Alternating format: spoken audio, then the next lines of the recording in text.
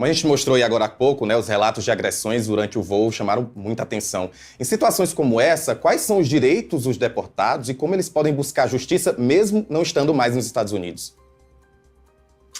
Bom, buscar a justiça não estando nos Estados Unidos vai ser muito difícil, principalmente porque eles vão ter que discutir uma legislação internacional, não só a questão da legislação americana, eventualmente eles tiveram algum tipo de situação dentro dos Estados Unidos, mas também os tratados internacionais, né? E, então eu acho muito difícil eles buscarem alguma coisa nesse sentido. Mas os direitos que eles têm aqui nos Estados Unidos, enquanto estão aqui dentro dos Estados Unidos, e aí eu acho que é um assunto muito bacana para a gente até colocar uma outra figura.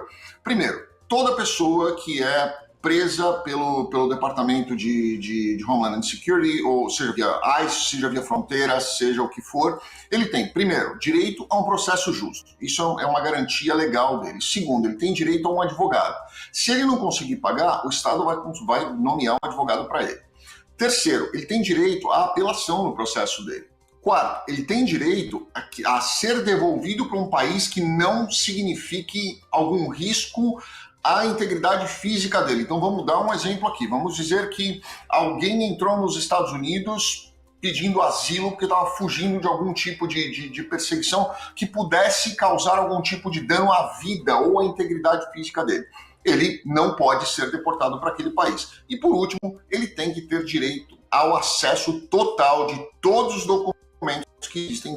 Então, muitas dessas pessoas, eu diria 100% dessas pessoas que foram deportadas, a menos que sejam pessoas que tenham sido presas na fronteira, elas tinham um processo e elas não tinham uma ordem de deportação que aconteceu do dia para a noite.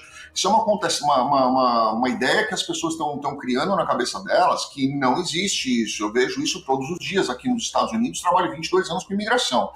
Quando a pessoa é deportada, ela tem uma ordem de deportação. Esta ordem de deportação foi expedida por um juiz que acompanhou um processo, viu as evidências, isso demorou um tempo, então ela teve uma ordem de deportação, salvo os casos onde as pessoas são presas imediatamente na fronteira ou quando elas são presas cometendo algum tipo de crime onde a autoridade policial local prende e notifica o ICE. Então, a grande maioria dessas pessoas, elas já tinham uma ordem de deportação. Quer dizer que elas cometeram algum crime antes? Não necessariamente, mas quer dizer que elas já respondiam a um processo de remoção de dentro dos Estados Unidos.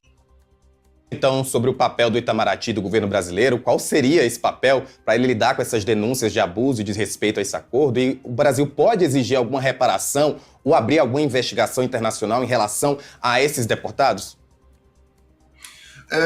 Essa é uma tese que nós estávamos discutindo até agora de manhã aqui num grupo de advogados onde a gente estava debatendo essa possibilidade e quem era a favor, quem era contra, né? Então eu vou trazer para vocês aqui em primeira mão. O principal argumento que a promotoria traz nessas situações é que essas pessoas, elas entraram ilegalmente dentro dos Estados Unidos, ou indocumentadamente, né? Ou seja, ou elas entraram violando a fronteira, ou elas entraram com algum visto e ficaram em overstay, e responderam um processo de deportação por qualquer razão que seja. Muitas, eu diria para vocês, a grande maioria esmagadora dessas pessoas entraram via fronteira. Eu não sei se as pessoas já acompanharam como é a entrada na fronteira. Eu tive a oportunidade de conversar com muitas pessoas que trabalharam ali no DHS, ali naquela região do border. Nós estamos falando aí em pessoas que atravessam durante a noite via deserto e que muitas vezes elas caminham por 3 dias sem água e sem comida, né?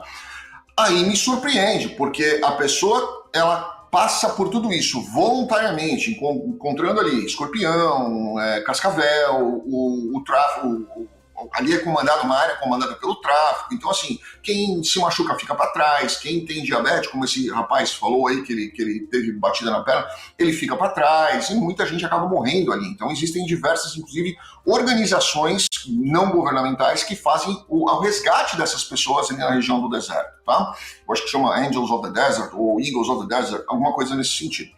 E eles recuperam muitas pessoas que acabam ficando para trás. E aí, na hora que as pessoas entram num avião e passam calor dentro do avião, muito menor do que o calor que eles passaram no deserto, e eles vão reclamar porque eles estavam algemados dentro do avião, eu acredito que vai ser muito difícil eles conseguirem qualquer argumento junto à promotoria que eventualmente possa convencer um juiz que vai olhar esses fatos e vai falar, pera, você passou 3 dias andando no deserto e você está reclamando que você ficou 50 horas dentro de um avião que estava calor. Não faz muito sentido uma coisa para outra para pedir uma reparação, né? Até porque foi ele próprio que deu o caso. Mas com certeza absoluta, eu acho que o Itamaraty deve intervir e deve solicitar, sim, pelo menos aí o respeito à pessoa humana. Eu acho que é desnecessário qualquer tipo de agressão, eu acho que é desnecessário qualquer tipo de bater nas pessoas. Eu vi algumas pessoas ali com roxos e que eles acabaram apanhando por sabe lá qual a razão, mas isso eu acho realmente um absurdo, uma violação às normas internacionais, mas fora isso vai ser muito difícil conseguir qualquer tipo de reparação. Daniel, eu acho que eu já sei qual é a pergunta, mas existe alguma chance dessas pessoas que foram deportadas voltarem legalmente para os Estados Unidos? Ou elas entraram aí numa lista que realmente nunca mais elas vão poder entrar no país? Eu vou responder para você tecnicamente e eu vou responder para você na prática como funciona. Tá? Tecnicamente, sim, elas devem receber aí um gancho de possivelmente 10 anos. Se elas cometeram algum crime, esse banimento é eterno, então elas não vão conseguir entrar nunca mais nos Estados Unidos ou em algum país em que os Estados Unidos tenha tratado, se ela cometeu algum tipo de crime.